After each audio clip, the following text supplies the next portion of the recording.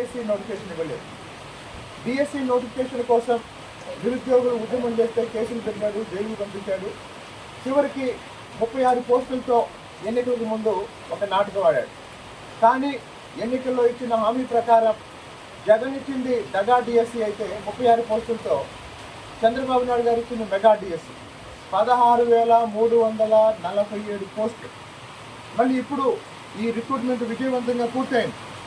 దాంతోపాటు పాఠశాల వ్యవస్థలో, పాఠశాల శాఖలో లేదా విద్యాశాఖలో ఉన్న టీచింగ్, నాన్ టీచింగ్ ఖాళీలను కూడా గత 14 నెలలుగా కొన్ని వేలు భర్తీ చేస్తూ వచ్చిన సందర్భంగా ఈరోజు ఉపాధ్యాయ శిక్షణ పొంది అంటే టీటీసీ చదివి లేదా బీఈడీ చదివి టెట్ రాసి ఎదురు చూస్తున్న వాళ్ళందరికీ ఈరోజు ఒక పండగ. అలాగే గౌరవ విద్యాశాఖ మంత్రి లోకేష్ గారు మొన్న ఒక మాట చెప్పారు, ప్రతి సంవత్సరం డిఎస్సి నోటిఫికేషన్ ఉంటుందని చెప్పారు.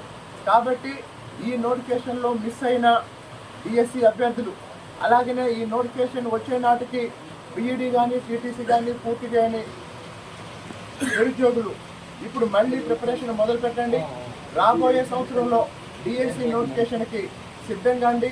అలాగనే గత సంవత్సరం తిరువూరు పట్టణంలో మేము ప్రారంభించిన అంబేద్కర్ స్టడీ సర్కిల్లో ఉచితంగా శిక్షణ పొందిన డిఎస్సి అభ్యర్థులు కూడా దాదాపు 12 మంది మెరిట్లో జనరల్ కేటగిరీలో ఉద్యోగాలు సాధిస్తే 55 మంది వివిధ కేటగిరీలో ఉద్యోగాలు సంపాదించారు.